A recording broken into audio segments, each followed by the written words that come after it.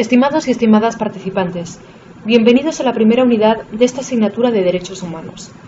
El objetivo de dicha unidad es conocer los principios generales del derecho internacional de los derechos humanos, para lo cual deberemos, en primer lugar, responder a la siguiente pregunta.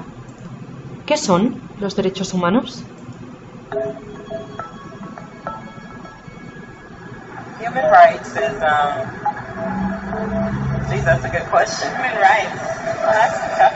Wow. I don't even know how to give that a definition. I would probably have to do a little bit of homework or something. Any right that I think just as a normal, human, any... The rights that humans have? This is very long debate. Sí, tú le puedes preguntar a 20 personas y te van a dar 20 diferentes opiniones. Non saprei, una complicatissima. We just take it for granted that they're there, but we don't even consider what they are. La expresión derechos humanos relaciona los derechos y lo humano como un todo, algo que puede parecer evidente. Sin embargo, si de todos los demás derechos también son titulares los hombres, ¿por qué no son también derechos humanos? Porque los derechos humanos nacen y están basados en la dignidad humana. Por lo tanto, son los derechos que tienes simplemente por ser humano, como el derecho a la vida, el derecho a ser tratado con igualdad o el derecho a la libertad y seguridad personal. Los derechos humanos se caracterizan porque su realización efectiva resulta indispensable para el desarrollo integral de la persona. Por lo tanto, son derechos inherentes a todos los hombres sin distinción alguna de nacionalidad, lugar de residencia, sexo, origen nacional o étnico, color, religión, lengua o cualquier otra condición. Todos tenemos los mismos derechos humanos, sin discriminación alguna. Los derechos humanos son, por tanto, universales, inalienables, interdependientes e indivisibles, iguales y no discriminatorios. ¿Pero quién debe garantizar estos derechos? Los derechos humanos constituyen obligaciones para los Estados, pero también para el resto de los individuos.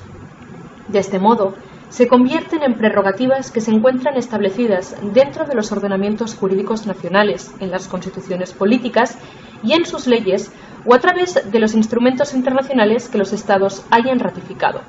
Dichas prerrogativas y obligaciones son tres. Respetar los derechos humanos, es decir, abstenerse de violarlos.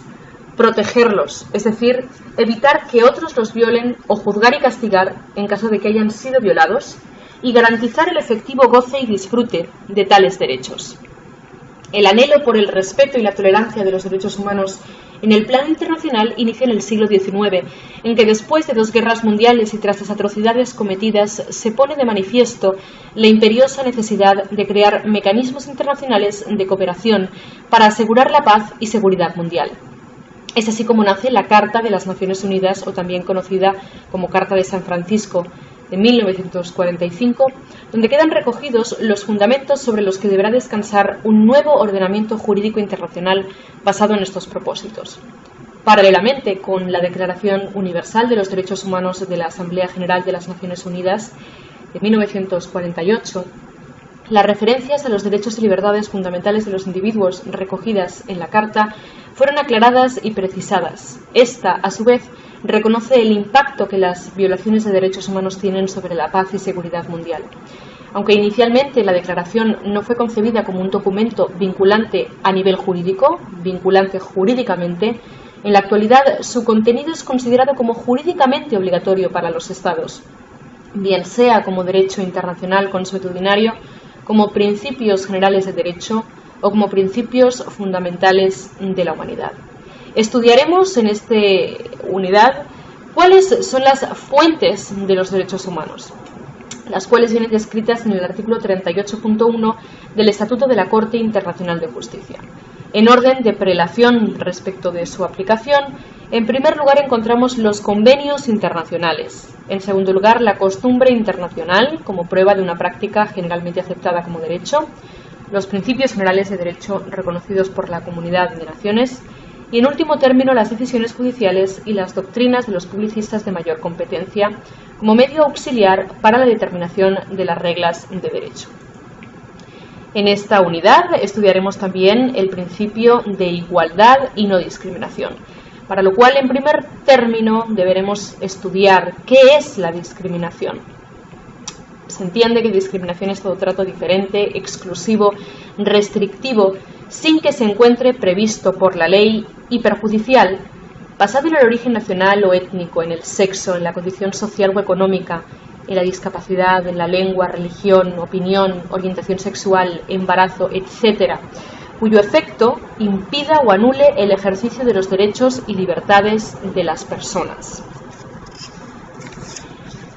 Veremos cuáles son los elementos de los que consta la discriminación y los tipos de discriminación que hay. La discriminación directa y la discriminación indirecta. ¿Qué factor tiene la intención discriminatoria para que haya existido o no discriminación?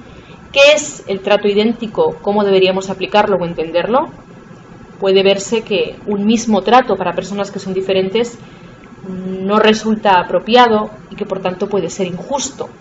¿Y qué son las acciones afirmativas o medidas especiales de protección? Por último, estudiaremos el principio de legalidad y el debido proceso legal, dos conceptos y dos garantías, sobre todo garantías jurídicas muy importantes que están relacionadas pero que no son lo mismo. Y estableceremos cuáles son estas diferencias y las connotaciones de cada una de ellas.